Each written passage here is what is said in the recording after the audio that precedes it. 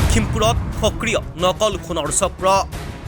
নকল সোণৰ মূৰ্তি দেখুৱাই লুটিলে লাখ লাখ টকা। এইবাৰ নকল সোণৰ চক্ৰৰ হাতত মহাৰাষ্ট্ৰৰ লোক। মহাৰাষ্ট্ৰৰ এইজন ব্যক্তিৰ পৰা নকল সোণৰ মূৰ্তি দেখুৱাই ফতেহপুৰৰ ছাদ্দাম হুছেইনে লুটিলে 4 লক্ষাধিক টকা। উপায়বিহীন হৈ মহাৰাষ্ট্ৰৰ ব্যক্তিজন কাষ চাপিল লখিমপুৰ বঙালমৰা আৰক্ষীৰ ওচৰত। মহাৰাষ্ট্ৰৰ ব্যক্তিজনৰ গোচৰৰ ভিত্তিত বঙালমৰা আৰক্ষীয়ে আটক কৰে ছাদ্দাম হুছেইনক। এই নকল সোণৰ লগত কেইবাগৰাকীও লোক জড়িত থকাৰ সন্দেহ প্ৰকাশ কৰিছে ইতিমধ্যে আৰক্ষীয়ে। এগৰাকী মহিলাই নিজৰ পৰিচয় গোপনে ৰাখি ছদ্ম নামেৰে এই ঘটনাৰ লগত জড়িত আছে বুলি ভুক্তভোগীজনে উল্লেখ কৰে। মহাৰাষ্ট্ৰৰ ব্যক্তিজনক নকল সোণ দি টকা প্ৰবঞ্চনাৰ পিছতেই ব্যক্তিজন নিজ ঘৰ মহাৰাষ্ট্ৰৰ পোৱাৰ পিছত ছাদ্দাম হুছেইনৰে গেংটো আকৌ ফোন কৰি কয় যে ঘৰত কাজিয়া হৈছে, পুলিচে ধৰিছে, টকা 20,000 লাগে বুলি কৈ মহাৰাষ্ট্ৰৰ ব্যক্তিজনৰ পৰা অনলাইন যোগে আকৌ টকা 20,000 লয় ছাদ্দাম হুছেইন নামৰ লোকজনে। এনেদৰে এতিয়া পুনৰ সক্ৰিয় হৈ পৰিছে লখিমপুৰত নকল সোণৰ ব্যৱসায়। এনেদৰে নকল সোণৰ মূৰ্তি দেখুৱাই 4 লক্ষাধিক টকা লুটাৰ অভিযোগ উত্থাপন কৰিছে এতিয়া মহাৰাষ্ট্ৰৰ এইগৰাকী লোকে। ইতিমধ্যে নকল সোণৰ ব্যৱসায় চলোৱা ছাদ্দাম হুছেইন আৰক্ষীৰ জালত। ছাদ্দাম হুছেইনৰ লগতে কেইবাগৰাকীও নকল সোণৰ লগত জড়িত থকা লোক গ্ৰেপ্তাৰ হোৱাৰ সম্ভাৱনা অতি শীঘ্ৰেই। मैं वो उनका एक लड़की है नैना नाम की, वो शायद नाम गलत हो सकता है, तो उसके साथ हमारा मोबाइल नंबर से कांटेक्ट हुआ था। उसने हमको बोला था कि हमारे पास में रॉन्ग नंबर में बात। हाँ नहीं, रॉन्ग नंबर नहीं, उसका नंबर वो परमानेंट था, बाद में उसने बंद कर दिया।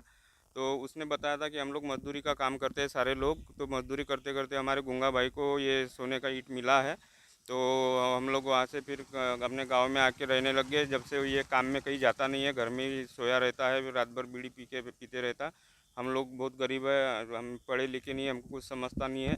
तो हमने ये चेक कराया था और चेक करके इसमें से हमने कुछ कान का नाक का भी बनाया है, लेकिन हम लोग डरते इसलिए हम ये कहीं बेच भी नहीं पाते ना कुछ नहीं।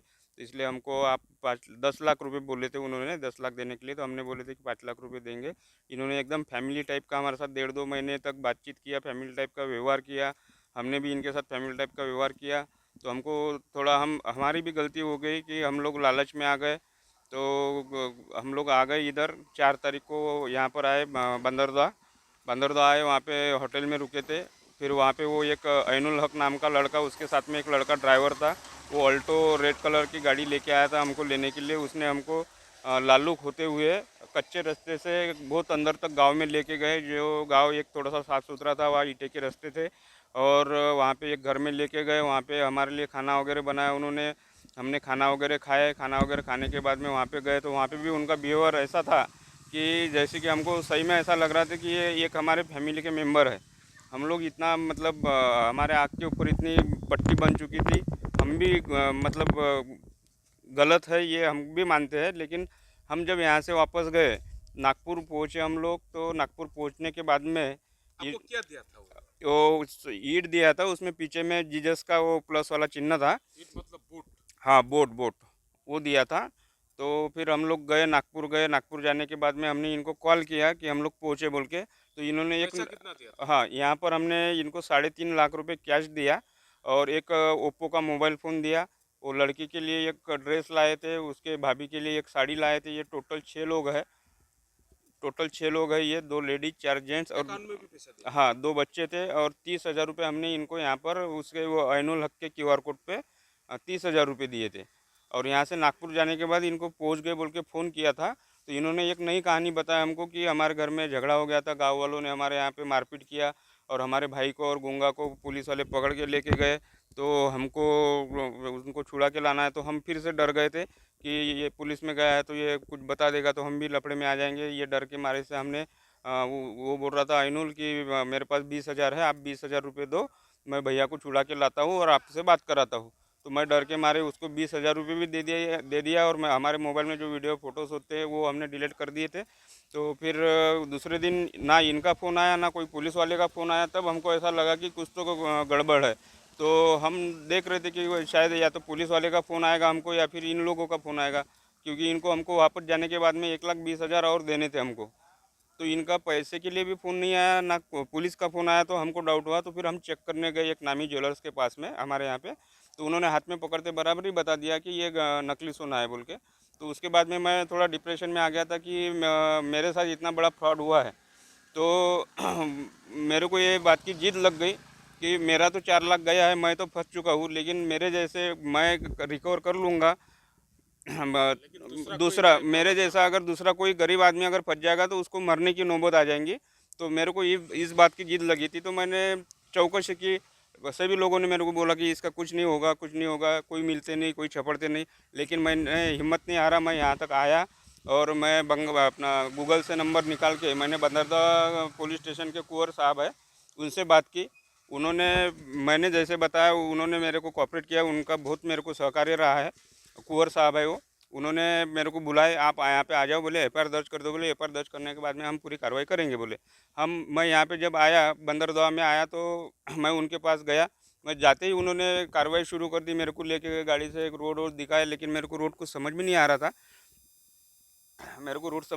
था। फिर उन्होंने बोला कि तुम्हारा ये एरिया है, तो उन्होंने मेरे को लालूक थाने के सीओ कौन सीआई है जो भी है उनसे कांटेक्ट कराया।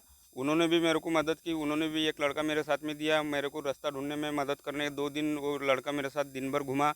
उसके बाद में 2 दिन घूमने के बाद में मेरे को एक पॉइंट याद था जहाँ पर उन्होंने मेरे को छोड़ा था। फिर वो पॉइंट पे गया, वो रास्ता ढूंढते ढूंढते तो मेरे पास में एक पुलिस लेके गया वहाँ? हाँ, पुलिस का आदमी था मेरे साथ में। कौन सा थाना किया है?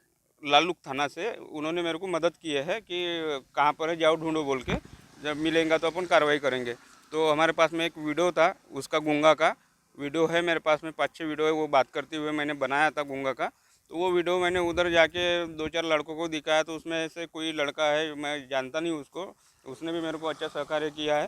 तो उसने वो लड़के को पहचाना, तो बोले मैं पहचानता हूँ इसको। फिर उसने वो अपने एक दूसरे लड़के को बताया, 2-3 लोगों ने उसको कंफर्म किया कि हाँ यही है बोल के। तो फिर हम वहाँ से ये बंगलामारा पुलिस स्टेशन में आए। इन लोगों ने भी मेरे को बहुत अच्छा सहकार्य किया। इनको सर को मैंने जैसे बोला वैसे उन्होंने काम किया।